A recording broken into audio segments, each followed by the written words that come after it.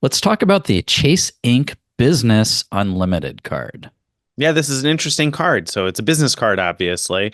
So you'll need to have some sort of a small business, although lots of small businesses can qualify. We can talk more about that in a minute. But the key things you need to know about the Inc. Business Unlimited card is that it has no annual fee. So that's pretty nice.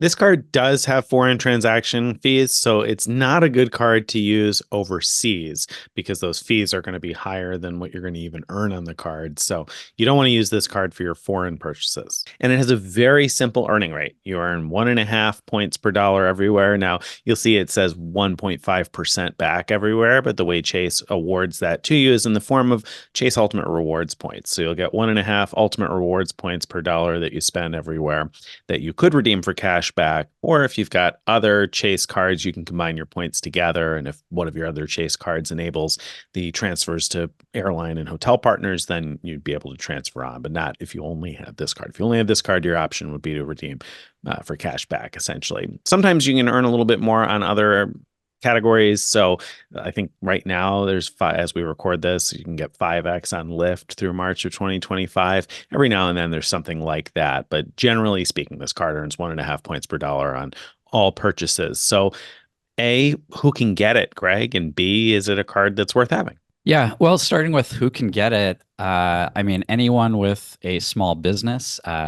You don't even have to have registered your business or anything. You can apply as a sole proprietor, and we'll put in the show notes a link to a video about how to apply for cards like this. And your business could be anything from selling stuff on eBay or at yard sales, or working on writing a novel, or setting up a website that you're hoping to put advertising on and earn some money that way. It can literally be just about anything. And if you when you apply, if you just put in your own name as a business name, there's no requirements about having registered your business anywhere.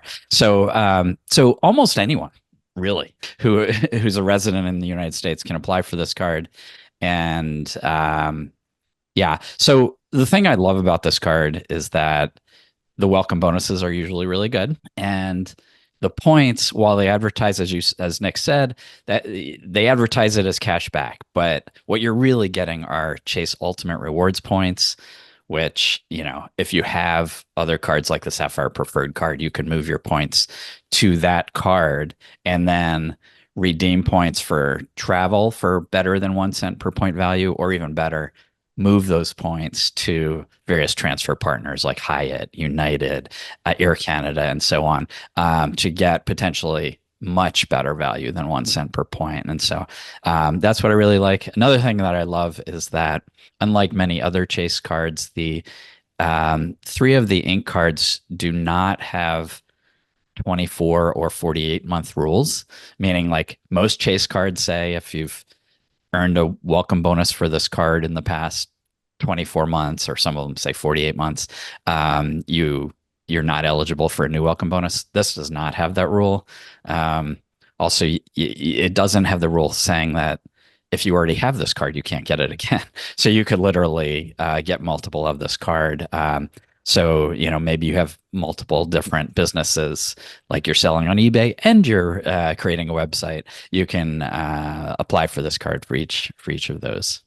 Yeah, yeah. So it's certainly a card worth considering. And, when you say selling things on eBay, just as for instance, my wife buys children's books and resells them on Facebook Marketplace a couple times a year, a few times a year. And that's a business that qualifies her Totally. for business cards. So, like we said, quite easy to potentially qualify anyway for business cards. And yeah, so this is a decent card in terms of, 1.5 points per dollar. If you're going to transfer those on to partners, good value. If you were just going to redeem for cash back, 1.5% cash back is not a particularly great deal. So it's not a card I would consider if I were only looking for cash back. But if you are looking to combine with points earned on your Sapphire Preferred or Sapphire Reserve or Ink Business Preferred, and then use them either for an elevated rate towards travel through Chase Travel or transfer to partners, then this is a card that's worth considering anyway, worth having. It's similar to the Freedom Right. Unlimited card on the consumer side, but without some of the Freedom Unlimited's additional bonus categories. So this one would be good for unbonused spend, perhaps. Yep. That's exactly right. If you want more information about this card, don't forget you can find a direct link to our site in the show notes. Just expand the description box to find a link to our site. That's frequentmiler.com. You can join our email list at frequentmiler.com/subscribe, and we'll see you next time.